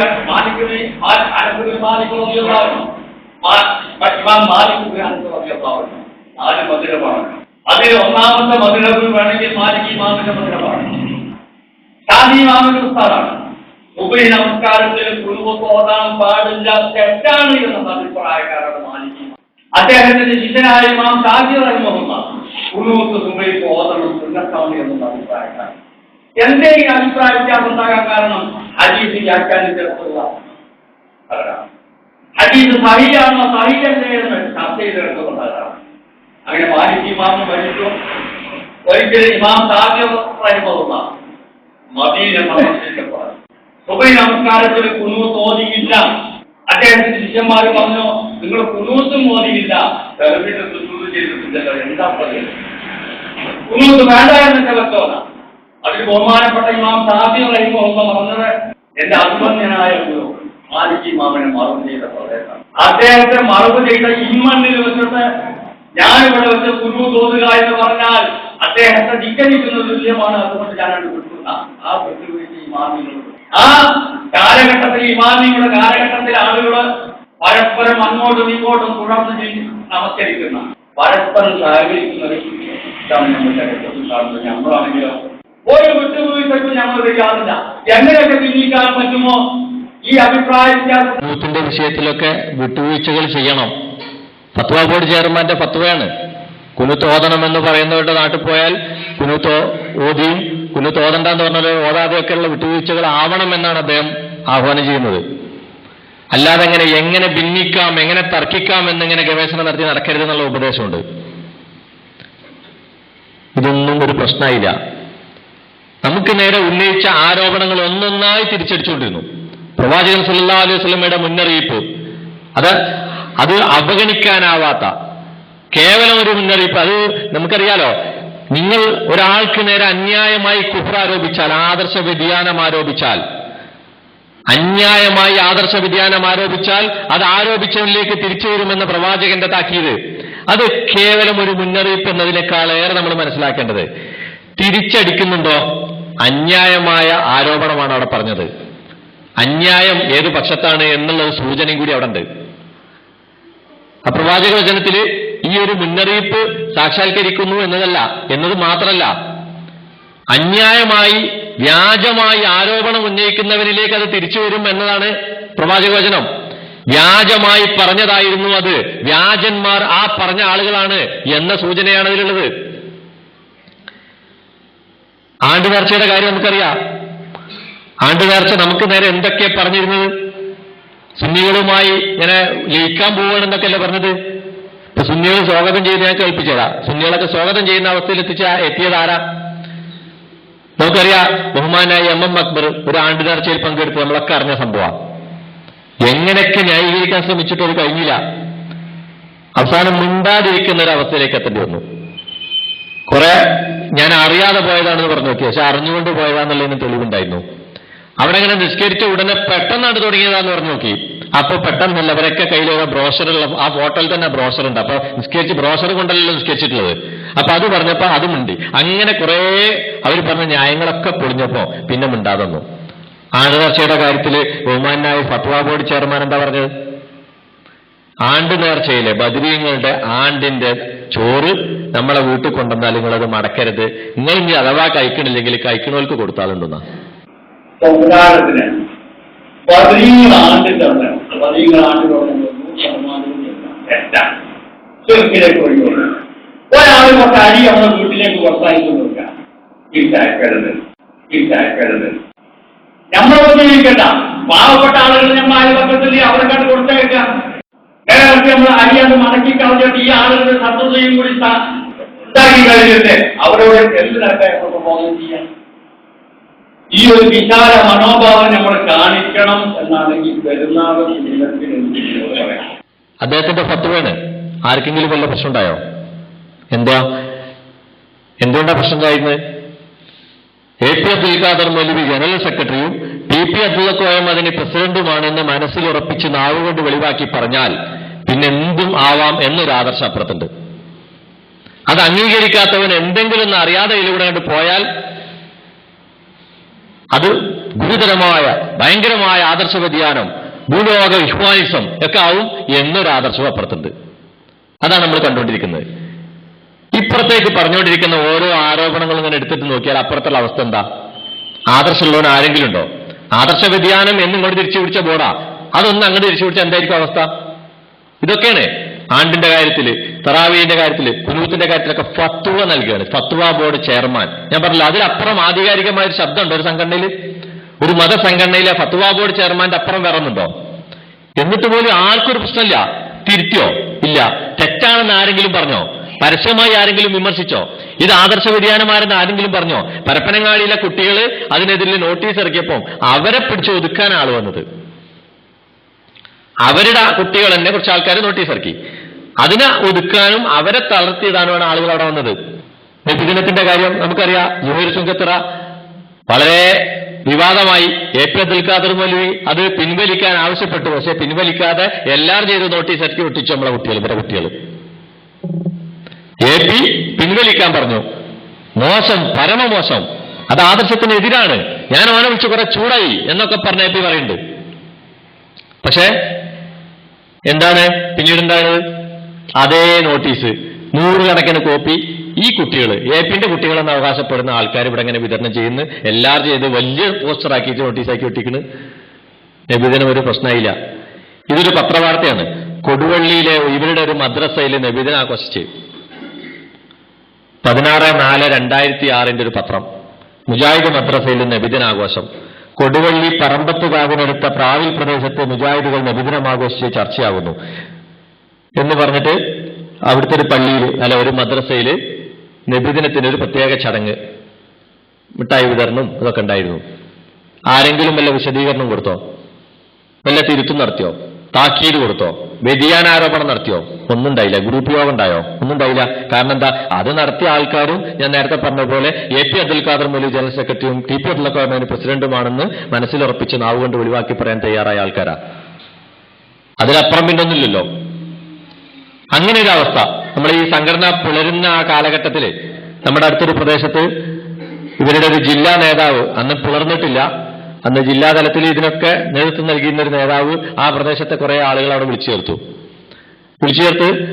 അപ്പൊ ഈ വിവരം അറിഞ്ഞ നമ്മുടെ ISMന്റെ ആളുകളൊക്കെ എന്താ അവർ പറയുന്നതെന്ന് പോയി കേൾക്കാലോ എന്നുള്ളവർക്ക് ആ കൂട്ടത്തിൽ പോയിരുന്നു, പള്ളിയിലായിരുന്നു. അപ്പൊ ഈ തെങ്ങം പന്തിയല്ല എന്ന് കണ്ടപ്പോ, ഈ പറയുന്ന കാര്യങ്ങൾക്ക് പ്രതികരണം വരാൻ സാധ്യതയുള്ള ഒരു സദസ്സാണെന്ന് കണ്ടപ്പോ ഈ ജില്ലാ നേതാവ് നീച്ചിട്ട് പറഞ്ഞു, ഏപ്പിനും ടീപ്പിനും അംഗീകരിക്കുന്നവരൊക്കെ അപ്പുറത്തെ വീട്ടിലേക്ക് വരികയെന്ന് പറഞ്ഞു. അപ്പൊ ഇതിലൊരു ISM നീച്ചിട്ട് പറഞ്ഞു, അള്ളാഹുവിന്റെ റസൂലിനെ അംഗീകരിക്കുന്നവരൊക്കെ പഠിയിരിക്കുകയെന്ന് പറഞ്ഞു. അപ്പൊ അങ്ങനെ കുറെ ആൾക്കാർ അവിടെ ഇരുന്നു. ആ ആൾക്കാർ ഇപ്പോൾ അള്ളാഹുവിന്റെ റസൂലിനെ അംഗീകരിച്ചുകൊണ്ട് അവിടെ ഉണ്ട്. മറ്റേ ടീം ഇപ്പോൾ ഏപ്പിനും ടീപ്പിനെ അംഗീകരിച്ചുകൊണ്ട് അപ്പുറത്തുണ്ട്. ഈ ഏപ്പിനെയും ടീപ്പിനെ അംഗീകരിച്ചാൽ പിന്നെ എന്തു ആവാന്ന് നമ്മള് ഇപ്പോ തിരൂര് സുന്നികളുമായ ഒരു സംവാദത്തിനൊരു വ്യവസ്ഥ എഴുതാനിരുന്നു ഈ അടുത്ത കാലത്ത്. അന്ന് അവർ പറഞ്ഞത്, ലാ ഇലാഹ ഇല്ലല്ലാഹ് എന്ന് അംഗീകരിക്കുന്ന ഒരു മുസ്ലിം മരിച്ചുപോയ മഹാത്മാക്കളോട് വിളിച്ച് സഹായം അഭ്യർത്ഥിച്ചാൽ അത് ശിർക്കല്ലാന്ന. ലാ ഇലാഹ ഇല്ലല്ലാഹ് എന്ന് അംഗീകരിക്കുക എന്നൊരു മാനദണ്ഡം വെച്ചിട്ട് പിന്നെ എന്തും ചെയ്യാന്നുള്ളൊരു അവസ്ഥ പുറത്തേക്ക്. ഇത് അതേപോലെ KNM എന്നാൽ മുജാഹിദ് സെന്ററിലുള്ളതാണ്, അതിന്റെ ജനറൽ സെക്രട്ടറി AP ആണ് എന്ന് അംഗീകരിച്ചാൽ പിന്നെ അയാൾക്ക് എന്തും ചെയ്യാം. ഇനി അതല്ലാത്ത ഒരാളാ, അയാൾക്കൊരു ചെറിയ അബദ്ധത്തിൽ പോലും സംഭവിക്കാൻ പാടില്ല. അപ്പോഴേക്കും അത് ലെൻസ് വെച്ചിട്ട് അവതരിപ്പിക്കാൻ, ഇന്റർനെറ്റ് വഴി പ്രചരിപ്പിക്കാനൊക്കെ ഇവിടെ ആളുകളുണ്ട്. ബഹുമാനായ നമ്മുടെ മരണപ്പെട്ടു പോയ പ്രസിഡന്റ് മങ്കട അസീസ് മൗലവിയെ കുറിച്ച് നമുക്കറിയാം. അദ്ദേഹത്തെക്കുറിച്ച് അതിനീചമായ ആരോപണമാണ് ഇവര് നാടൊട്ടുക്കും പ്രചരിപ്പിച്ചത്. ഞങ്ങളുടെയൊക്കെ നാട്ടിലെ മെമ്പറിൽ അദ്ദേഹം മരിച്ചതിന് ശേഷം ഒരു 4-5 പ്രാവശ്യം പറഞ്ഞിട്ടുണ്ട്. നമ്മളവിടുത്തെ ആളുകളോട് ചോദിച്ചു, മരിച്ചാലെങ്കിലും ഇവിടെ ഉണ്ട്, അങ്ങനെ ഒരു സംസ്കാരം ഉണ്ടാവണല്ലോ. സംസ്കാരം നമ്മൾ നേരത്തെ കണ്ടതാണല്ലോ. ആ സംസ്കാരത്തിലെ ആളുകളോട് നമ്മൾ എന്ത് ഇസ്ലാമിന്റെ സംസ്കാരം പറഞ്ഞിട്ട് എന്താ കാര്യം?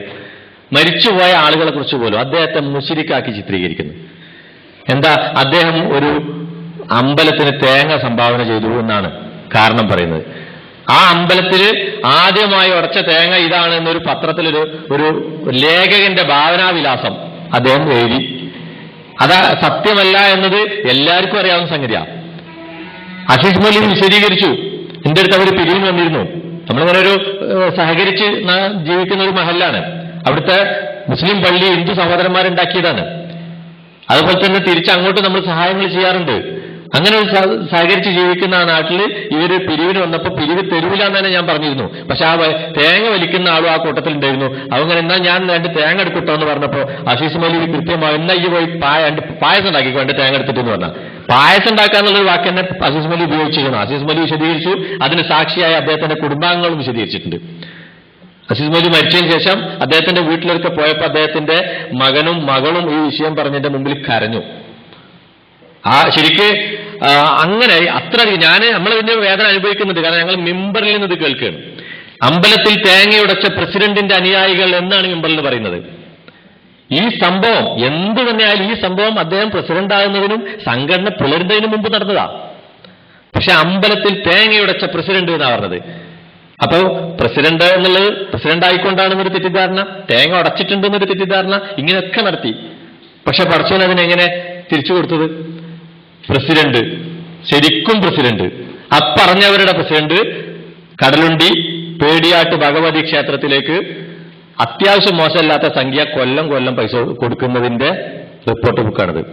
ഇത് കഴിഞ്ഞ വർഷം വന്നപ്പോ ഇത് നമ്മൾ ആളുകളിൽ കൊണ്ടുവരാൻ നമുക്ക് ഇഷ്ടപ്പെട്ടിട്ടല്ല.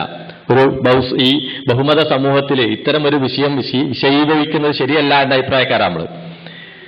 പലർക്കും ഇത്തരത്തിലുള്ള അനുഭവങ്ങൾ ഉണ്ടാവും. നമ്മളെ ഒഴിവാക്കാൻ പറ്റാത്ത ആളുകൾ വരുമ്പം നമ്മൾ അതിനോട് പ്രതികരിക്കാറുണ്ട് ആ രീതിയിൽ. പക്ഷേ ഇത് നമുക്ക് വിഷയം ആക്കേണ്ടി വന്നു. മരിച്ചിട്ടും അസീസ് മൗലവിനെ വെറുതെ വിടാത്ത സമയത്ത് ഇത് നമ്മുടെ മുമ്പിലേക്ക് എത്തിപ്പെട്ടതാണ്. നമ്മൾ അന്വേഷിച്ച് പിടിച്ചതല്ല. TP അബ്ദുൽ മദനിയും അദ്ദേഹത്തിന്റെ വലങ്കൈകളായ അദ്ദേഹത്തിന്റെ സഹോദരന്മാരും ഭീമമായ ഒരു തേങ്ങല്ല, ഒരു 15 വർഷം മുമ്പ് ഒരു തേങ്ങന്റെ വില എന്തായിരിക്കും നിങ്ങൾക്ക് ഓർക്കാലോ. പക്ഷെ അതല്ല, അതിനേക്കാളൊക്കെ അപേക്ഷിച്ച് വലിയ സംഖ്യയും ഒരു ചാക്ക് അരിയും ഒക്കെ കൊടുത്തിട്ടുണ്ട് ഇതിൽ. എന്നാൽ ഇത് വിവാദമായി. അതോടത് വിഷയം അവസാനിക്കണ്ടേ? ഈ പ്രാവശ്യം ഇറങ്ങിയ പുസ്തകത്തിലുണ്ട്. നിർത്തിയിട്ടില്ല. നമ്മളൊക്കെ വിചാരിച്ചിരുന്നു അടുത്തതില് ഇവരെങ്ങനെ എങ്ങനെയെങ്കിലും കണ്ടു വെട്ടിപ്പിക്കുന്നു. അപ്പൊ തിരുത്തൂല്ല, തിരുത്തേണ്ട ആവശ്യമില്ല. കാരണം എന്താ, TP അബ്ദുൽ മദനി ആ പക്ഷം മുജാഹിദ് സെന്ററാണ് ആസ്ഥാനം എന്ന് അംഗീകരിക്കുന്ന അവരുടെ നേതാവാണ്. അദ്ദേഹത്തിന് എപ്പോഴെങ്കിലും വല്ല മാറ്റം ഉണ്ടായാൽ ഇതൊക്കെ ആദർശ വ്യതിയാനത്തിന്റെ പട്ടികയിൽ വരും. അതാണ് ആദർശ വ്യതിയാനം. ഇവരുടെ ആദർശ വ്യതിയാനത്തിന്റെ അവസ്ഥ അതാ. അപ്പോ ഇങ്ങനെ ഓരോ അവസ്ഥ നമുക്കറിയാലോ. വർത്തമാനത്തിന്റെ ഒരു ബാനർ, വർത്തമാനത്തിന്റെ പേരിൽ ഒരു സ്ഥലത്ത് കേരളത്തിലെ ഒരു പ്രദേശത്ത് ഒരു ബസ് സ്റ്റാൻഡിൽ പ്രത്യക്ഷപ്പെട്ട ബാനർ, അതെന്തായിരുന്നു, ആരായിരുന്നു എന്നൊക്കെ അതിന്റെ മാനേജ്മെന്റ് വിശദീകരിച്ചു.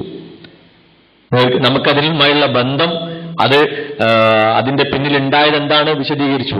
മാത്രമല്ല നമ്മൾ വർത്തമാനത്തിന്റെ മാനേജ്മെന്റും സംഘടനാ പ്രവർത്തകരും ചെയ്ത ആ രംഗത്ത് നമ്മൾ ചെയ്ത പണി എന്തായിരുന്നു അറിയോ? അത് എടുത്തു മാറ്റലായിരുന്നു. ഈ ബാനർ പ്രത്യക്ഷപ്പെട്ടതുമായി ബന്ധപ്പെട്ട് നമുക്ക് യാതൊരു അറിവില്ല. പക്ഷെ പ്രത്യക്ഷപ്പെട്ട ബാനർ എടുത്തു മാറ്റുന്നതിലാണ് നമ്മൾ അധ്വാനിച്ചത്, പണം ചെലവാക്കിയത്. പക്ഷെ അന്ന് അതിൽ പെടാതെ പോയ ഒരു ബാനറിന്റെ ചിത്രം ലോകമൊട്ടുക്കും ഇന്റർനെറ്റിൽ പ്രചരിച്ചു. അത് എത്ര കൊല്ലം മുമ്പാ? ഇക്കഴിഞ്ഞ 2-3 ആഴ്ച മുമ്പും വന്നിട്ടുണ്ട് ഇതേ സാധനം. വിടുന്നില്ല. പക്ഷെ അതേ സമയത്ത് ഇവരുടെ സംസ്ഥാന നേതാവിന്റെ നേതൃത്വത്തിലുള്ള ഒരു സ്ഥാപനത്തിന്റെ ബോർഡ് നമ്മുടെ നാട്ടിലാണ് വന്നത്. അമ്മയുടെ പാതാരവിന്ദങ്ങളിൽ അനന്തകോടി പ്രണാമങ്ങൾ എന്ന ക്യാപ്ഷനോടുകൂടി മാതാ അമൃതാനന്ദമയിക്ക് ആശംസകൾ നൽകിക്കൊണ്ട് ഇവരുടെ സംസ്ഥാന ഭാരവാഹിയുടെ സ്ഥാപനത്തിന്റെ പേരിൽ ഒരു ബോർഡ് വന്നപ്പോൾ ഒരു പ്രശ്നമില്ല. ഈ ഇരട്ടത്താപ്പ് എങ്ങനെ ഇസ്ലാമികമാവുക സഹോദരന്മാരെ? ഇതെങ്ങനെ ആദർശമാവുക? ഇത് ആദർശ വ്യതിയാനം എന്ന്. ഇപ്പോ അതുപോലെ തന്നെ നമുക്ക് നേരെ ഉന്നയിച്ചിരുന്ന മറ്റൊരു സംഗതിയാണ് ഓണസദ്യ. ഓണസദ്യന്റെ വിഷയത്തിൽ ഇവർക്ക് ഒന്നും നമ്മൾ പറയാൻ കിട്ടിയില്ല. ഇങ്ങനെ ഊഹിച്ചും ഇതായിട്ടൊക്കെ ഇങ്ങനെ പറയാനുള്ളൂ. പക്ഷെ ആ വിഷയത്തിൽ വ്യക്തമായ കാഴ്ചപ്പാട് മുജാഹിദ് പണ്ഡിതന്മാർക്കുണ്ട്. പക്ഷെ ഓണസദ്യ കഴിക്കാം, ഓണസദ്യയിൽ പങ്കെടുക്കാം എന്ന വീക്ഷണം എഴുതിയൊരു ലേഖനമാണിത്. എഴുതിയത് EKM പന്നൂർ, അവരുടെ വിചിന്തനത്തിന്റെ ചീഫ് എഡിറ്റർ. ആദർശ വ്യതിയാനത്തിന്റെ പട്ടികയിൽ വന്നില്ല. ഓണസദ്യയെക്കുറിച്ച് ഖുതുബ പറഞ്ഞ ആളുകൾ പോലും ഇത് പരാമർശിച്ചില്ല. കാരണം എന്താ? വിചിന്തനത്തിന്റെ ചീഫ് എഡിറ്ററാണ്. വളരെ കൃത്യമായും അങ്ങനെ അവളുടെ അച്ഛനും അമ്മയും തമ്മിൽ ഞങ്ങളെല്ലാവരും നല്ല അയൽപ്പക്ക ബന്ധത്തിലാണ്. എത്ര എന്ന് വെച്ചാൽ അയൽപ്പക്കത്തെ നോമ്പ് സൽക്കാരങ്ങളിൽ മുന്നമ്മോളുടെ വീട്ടുകാരിൽ ആരെങ്കിലും ഒന്ന് ക്ഷണിക്കപ്പെടും. അതുപോലെ ഓണത്തിനും വിഷുവിനും ഗീതേച്ചിയുടെ പാൽപ്പായസം ഞങ്ങളുടെ നാവിനും മനസ്സും മതിരിച്ചു പോന്നു. അങ്ങനെ മതസൗഹാർദ്ദത്തിന്റെ പ്രതീകങ്ങളായി ഞങ്ങൾ ജീവിച്ചു വരികയാണ്. ഗോവിന്ദേട്ടന്റെയും കുടുംബത്തിന്റെയും ഒഴിഞ്ഞുപോക്ക് ഇതെന്റെ മക്കളെപ്പോലെ എന്നെയും ദുഃഖിപ്പിച്ചു. വടക്കേ ഇന്ത്യയിലെ ആളുകൾക്ക് ഇങ്ങനെ വിവിധ മതക്കാർ അയൽവാസികളായി ജീവിക്കുന്നത് കണ്ടാൽ അത്ഭുതമാണ്. കഴിഞ്ഞ വർഷം എന്റെ സ്കൂളിൽ വടക്കേ ഇന്ത്യക്കാരനായ ഒരു NCC ഓഫീസർ വന്നു. കേരളം എങ്ങനെയുണ്ടെന്ന് ചോദിച്ചപ്പോൾ ഇന്ത്യയിലെ സ്വർഗം എന്നായിരുന്നു മറുപടി. ഇങ്ങനെ എഴുതിയിട്ട് അദ്ദേഹം പറയും, ഇന്ത്യ നിലനിൽക്കണമെങ്കിൽ ഹിന്ദുക്കളും മുസ്ലിങ്ങളും ഇടപഴകി കൊള്ളക്കൊടുക്കലുകൾ നടത്തി പരസ്പരം വിരുന്നുകൂടി ജീവിക്കണം. അമ്പലത്തിലേക്കും പള്ളിയിലേക്കും ചർച്ചിലേക്കും യാത്ര ചെയ്യുമ്പോൾ ജനങ്ങൾക്ക് ഒരു പൊതുവികാരം വേണം. ഞങ്ങൾ സ്നേഹം പഠിക്കാൻ പോവുകയാണെന്ന്.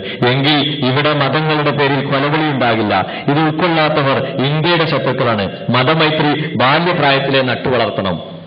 പള്ളിക്കൊക്കെ പോകുമ്പോൾ നമ്മൾ സ്നേഹം പഠിക്കാൻ പോവാണ്. ഹിന്ദുക്കള് അമ്പലത്തേക്ക് പോകുമ്പോൾ ഞങ്ങൾ സ്നേഹം പഠിക്കാൻ പോണി ഈ നെയ്യത്താണ് ഉണ്ടാവേണ്ടതെന്നാ. അങ്ങനെ നമുക്ക് നേരെ ഉന്നയിച്ച വേറൊരു സംഗതി മ്യൂസിക്.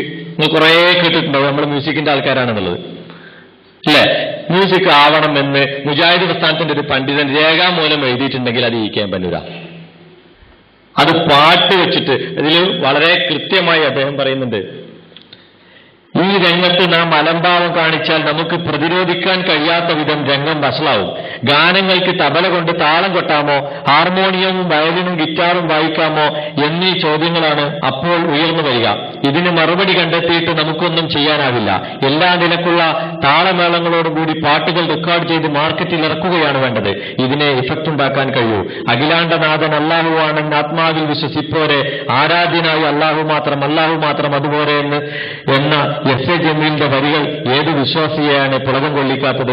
ഏത് ഹൃദയത്തിലാണ് അത് ചാട്ടൂളി പോലെ തറക്കാത്തത്? 4 മണിക്കൂർ നീണ്ടൊരു പ്രസംഗത്തിന് ചെലുത്താൻ കഴിയാത്ത സ്വാധീനം 7 മിനിറ്റ് കൊണ്ട് അവസാനിക്കുന്ന ഈ ഗാനം കൊണ്ട് സാധിക്കും.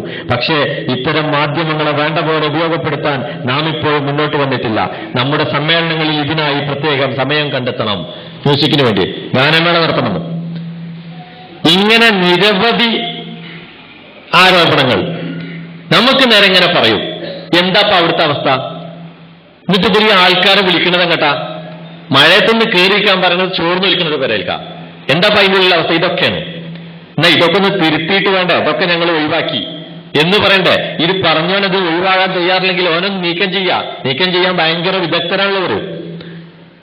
ഇതൊക്കെ ചെയ്യട്ടെ. ഇങ്ങനെയുള്ള കുറെ കാര്യങ്ങൾ അപ്പൊ പറയുന്ന ഒരു അവസ്ഥയാണ് ഇപ്പോൾ ഉള്ളത്. ഇപ്പോ ഇഖ്വാനിസമാണല്ലോ നമുക്ക് നേരെ ഉന്നയിച്ച പ്രധാന ആരോപണം. ആ വിഷയത്തിൽ ഒറ്റ വിഷയം, മാധ്യമം, ഇഖ്വാനികളുടെ പത്രമായ മാധ്യമത്തിൽ സുഹൈർ ചുങ്കത്തർ എഴുതിയ ലേഖനം നിങ്ങളുടെ എല്ലാവരുടെയും ശ്രദ്ധയിൽ ഒരു കാലത്ത് ഇത് വിഷയീഭവിച്ചിട്ടുണ്ടാവും. ജമാഅത്തുമായി ലയിക്കാൻ സമയമായിട്ടുണ്ടെന്നാണ് ഇതിന്റെ സന്ദേശം.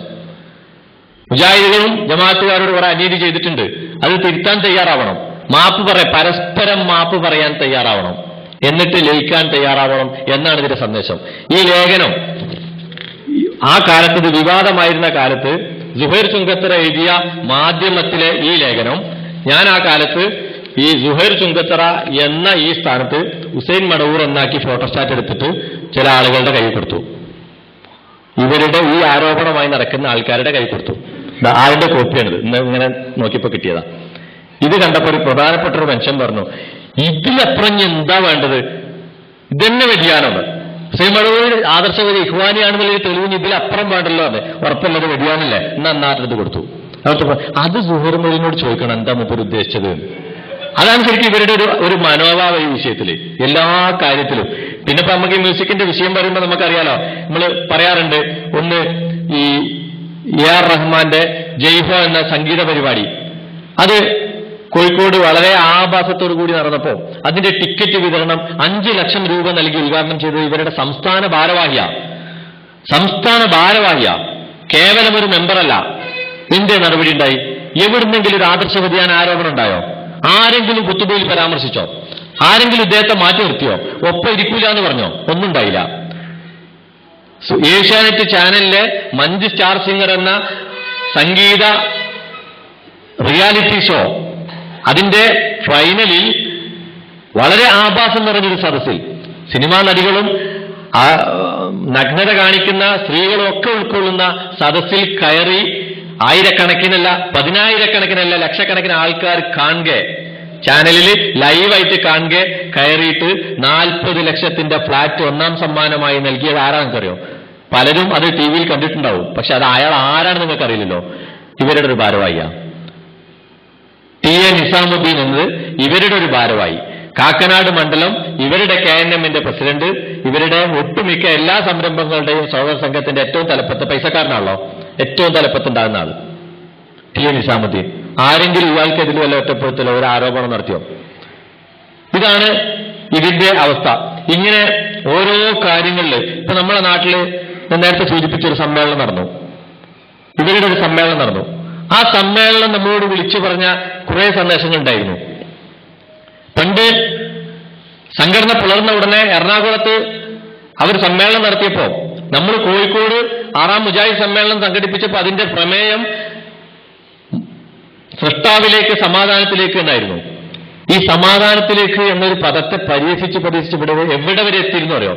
എറണാകുളത്ത് നടന്ന സമ്മേളനത്തിന്റെ സമാപന സമ്മേളനത്തിൽ മുഖ്യ പ്രഭാഷണം നടത്തുമ്പോൾ ബഹുമാന്യനായ AP അബ്ദുൽ ഖാദർ മൗലവി പറഞ്ഞൊരു വാക്കുണ്ട്, അതിന്റെ CD വാങ്ങി കേൾക്കാൻ പറ്റത്. സൃഷ്ടാവിലേക്ക് സമാധാനത്തിലേക്ക് എന്ന പ്രമേയം അബൂജഹലും അംഗീകരിച്ചതാണ്. അങ്ങനെ തന്നെ വ്യക്തമായി അദ്ദേഹം പറഞ്ഞു. അപ്പൊ അതിൽ വലിയ പുതുമൊന്നുമില്ല. സമാധാനത്തിലേക്ക് എന്ന് പറഞ്ഞാൽ അവർക്ക് വലിയ പ്രശ്നമായത്. പക്ഷെ അവരെ കുട്ടികൾ അറിവ് സമാധാനത്തിനെന്ന് പറഞ്ഞ ഇവിടെ സംഘടിച്ചപ്പോൾ ആർക്കെങ്കിലും അബൂജഹലിന്റേതായി തോന്നിയോ? ഇല്ലല്ലോ, അവനേണ്ടതായപ്പോ പ്രശ്നമില്ല. തൃശ്ശൂരില് MSMന്റെ യഥാർത്ഥ MSMന്റെ ഒരു സമ്മേളനം 96-ൽ സംഘടിപ്പിച്ചപ്പോൾ ആരും അറിയാത്തൊരു ആരോപണം ഇവര് ഈ പിളർപ്പിന്റെ കാലത്ത് കൊണ്ടുവന്നു. ബാനറില് മൂത്തമ്പ്രത്തുല്ലാബുൽ മുസ്ലിമീൻ എന്ന് മുജാഹിദീൻ എന്നതിന് പകരം മുസ്ലിം അർക്കത്ത് തലബത്തുൽ മുജാഹിദീൻ എന്നുണ്ട്. പക്ഷെ മുസ്ലിം വിദ്യാർത്ഥി സമ്മേളനം എന്ന സെഷനിൽ അതിന്റെ അറബി കൊടുത്തതാ. അതിനെ ഇഖ്വാനിസമായി ചിത്രീകരിച്ചില്ലേ? നിങ്ങൾക്കൊക്കെ ഓർമ്മയില്ല സംഭവം? മുസ്ലിമീൻ എന്നാക്കി മാറ്റിയ ഹുസൈൻ മടവൂർ പറഞ്ഞിട്ടാണ് എന്ന് പ്രസംഗിച്ച എത്രയോ പ്രസംഗങ്ങൾ ഇപ്പോഴും നിലനിൽക്കുന്നുണ്ട്. എന്തായിരുന്നു ഇവിടുത്തെ ബാനറിൽ ഉണ്ടായിരുന്നത്? മുജാഹിദ് എന്നുണ്ടായിരുന്നോ? വേണ്ട, മുസ്ലിമീൻ ഉണ്ടായിരുന്നോ? കേരള സ്റ്റുഡൻസ് കോൺഫറൻസ് ആയിരുന്നു. കേരള സ്റ്റുഡൻസ് കോൺഫറൻസ് ആയിരുന്നു. ആർക്കെങ്കിലും അതിൽ വല്ല പ്രശ്നം തോന്നിയോ? സംഘടന പിളർന്ന ഉടനെ നമ്മൾ കോഴിക്കോട്ട് സമ്മേളനം നടത്തിയപ്പോൾ അവർ എറണാകുളത്താണ് നടത്തിയത്. അവരുടെ എല്ലാ ലോബിയും എറണാകുളത്തായതുകൊണ്ട് അവരന്ന് അവിടെ നടത്തിയതാ. പക്ഷേ പിന്നീട് ഇങ്ങോട്ട് വരേണ്ടിയിരുന്നുള്ള ചിന്ത ഇല്ലാതെ അവർ ആ ഹുങ്കിൽ എന്ന് എഴുതി വിട്ടു. മലപ്പുറം, കോഴിക്കോട് ജില്ലകളിൽ ഒരു മുസ്ലിം സംഘടനയ്ക്ക് സമ്മേളനം നടത്താൻ യാതൊരു പ്രയാസമില്ല, അത് മറ്റുള്ളവർ വന്ന് നടത്തി വിജയിപ്പിച്ചു തരും, ആ ധൈര്യത്തിലാണ് നടത്തുന്നത്. നമ്മളൊന്ന് പരിഹസിച്ചതാ. പക്ഷേ ഈ മലപ്പുറം ജില്ലയിൽ നിന്ന് പിന്നെ വിട്ടുപോകാൻ തോന്നിയില്ല അവർക്ക്. ഈ സത്യം അവർക്കറിയാം, പക്ഷെ മലപ്പുറം ജില്ലയിൽ നിന്ന് വിട്ടുപോകാൻ തോന്നിയില്ല. ഇങ്ങനെ